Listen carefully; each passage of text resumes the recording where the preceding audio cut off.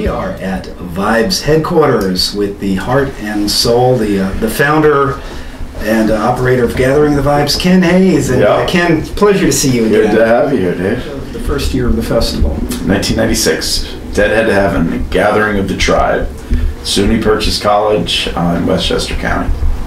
And then when were the first Bridgeport events? Bridgeport was 99 and 2000. And what brought you back? You know, I mean, I'd seen Seaside Park back and looked at it as a possible venue in 1996, and it wasn't ready. It wasn't. It was just it was dangerous. You know, there were it wasn't ready for us, and we weren't ready for it. And then Mayor Ganem, you know, encouraged us to come and you know, promised us that he'd clean up the park and provide police protection for us to make sure everyone was safe. And honestly, 1999 and 2000 were my favorite Gathering of the Vibes. There was a sense of simplicity, and everyone was safe. Everyone, you know, it was there were two beautiful events, and then the subsequent administrations have really been supportive. Did you notice that the folks who were coming to the festival year after year had formed a community, and you had a definite customer base with an identity that you could call Vibe Tribe? I think it started, you know, with Terrapin Tapes back in 1991 when you know, I started up a company that was a wholesale distributor for Maxell and Sony blank tape and pro audio gear for all the tapers and the tape traders out there of live concert performance. You know, the Grateful Dead were the first to allow their fans to come in and record their shows live. The Allman Brothers, Metallica, and then Fish and Dave Matthews, and it goes on and on. You know, you'd send me a copy of a show that you recorded live at Madison Square Garden of the Grateful Dead, and I'll send you a show that I recorded from Oakland Coliseum. And it used to be that we'd trade these tapes on Maxell XL290s cassette tapes, and physically put them in an envelope and put a stamp on it and mail it across the country. And gone are the days now with our high-speed internet, and no more taping trees. No more taping trees. Yeah, gone are those days. What is the actual area of the park that you take over for this? I think it's right around 250 or so of the 370 acres. We leave the West Beach open so that Bridgeport residents have unfettered access throughout the weekend so they can get to the beach. And how many people are actually camping over there? We can accommodate just about 13,500 campers, and then another 11,000 or so that can come in just for the day. So where the band shell is, the capacity is right around 25,000. And in the last few years, we've done right around 20,000 per day. It's been huge on it is. Friday and Saturday nights. It's a party. I mean, there's a lot that goes into it. I know you have to coordinate with police and, and public safety. Absolutely. And then you've got your normal venue safety thing. You've got vendors, camping. Yeah. When did you start working on this year's festival? Pretty much maybe a week after we closed out last year. It's a ongoing process.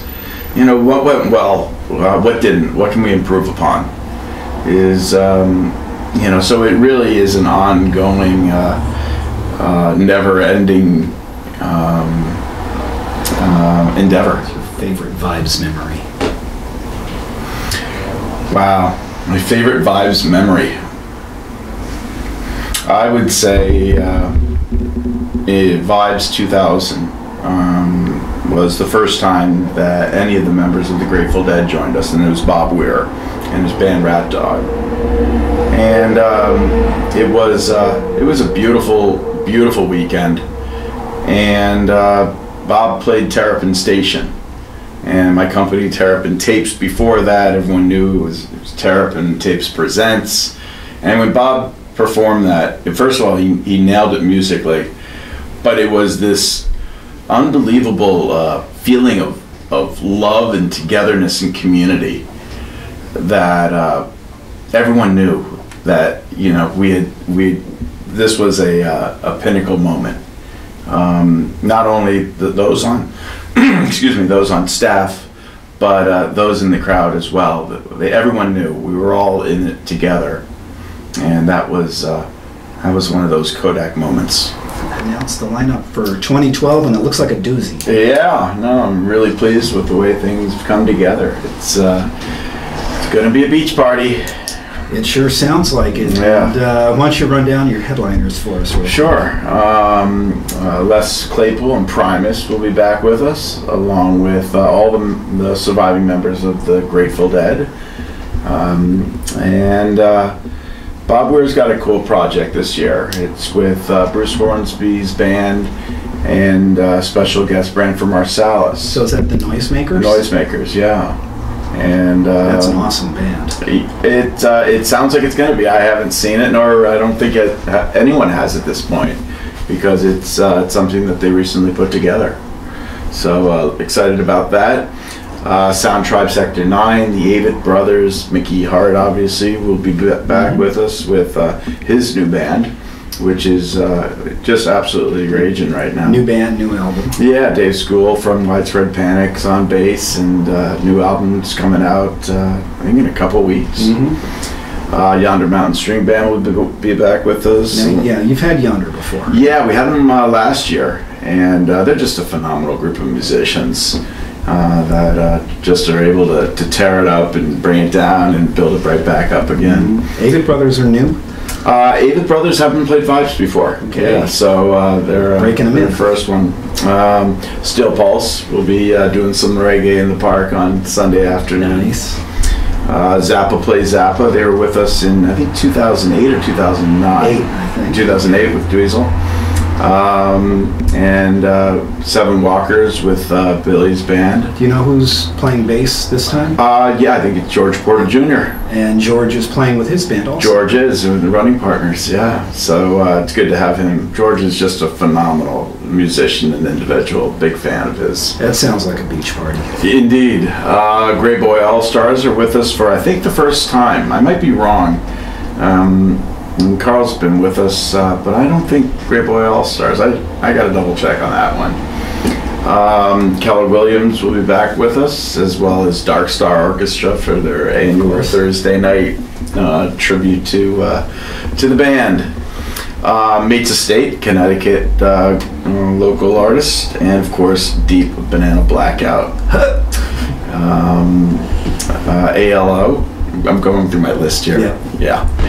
Ryan ALOs are pretty cool. They're well known in the Bay Area, but not really not on the East here. Coast, right? How did you come up with them? They wanted to play the Vibes, and we wanted to have them, and it routed for them. It's infrequent that they get to the East Coast, but I'm really pleased to have them on the stage.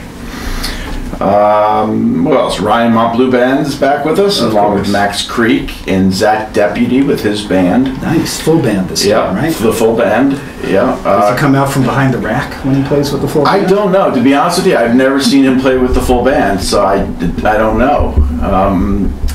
That is to be seen. Okay. Kung Fu. Band that's really tearing it up. The local Connecticut guys as well. Yeah, one of the cool things you have going is that you've got the Green Vibe stage, which features some lesser known national bands as well as local and regional bands. Right. So again, the Connecticut bands you mentioned, Mates of State. Yeah. Band Together is just a great group of musicians that do some incredible work with charity. Almost all of their performances are charitable. Yeah, all charitable charity concerts and all one-of-a-kind experiences as well, because Jerry and Rob put together a different band for it rotates in and out of all these incredible artists, and so really it's great to have them back. David Gans will be with us. band out of New York City called the Outer National, which many people haven't seen, but I think once they do, they're going to be really impressed. They're more of a sort of an outspoken political band, sort of a modern day Clash, I would think. Yeah, sure. I don't think as edgy as Clash, you know, but they definitely can rock it out, and really, really solid, again, musicianship. And that's, I think, something this year a little different than, you know, previous years is you know, we didn't go for all the name recognition. You know, last year we had Jane's Addiction, and we had Elvis Costello, and along with a bunch of other bands that, you know, would absolutely stand out and say, wait, I know that name. But this year we really went not only for, you know, the name bands, but those that you know, when you're in front of that stage and feeling, you know, and feeling the music coming through you, it's it really is going to be powerful. You can put on a terrific day of music without necessarily having huge names. Absolutely, absolutely. I noticed Danger Muffin and Yarn. Yeah. Is that a package? What are they doing? You know, that's something that a bunch of people on Facebook and on the message board recommended them, and I really like them. They've got I don't know how to describe them. I don't know how. I couldn't adequately do it, so I'm not going to. Yeah. But yeah, they're basically two different bands that are playing together and that have a really, really cool sound to them. Late night activities.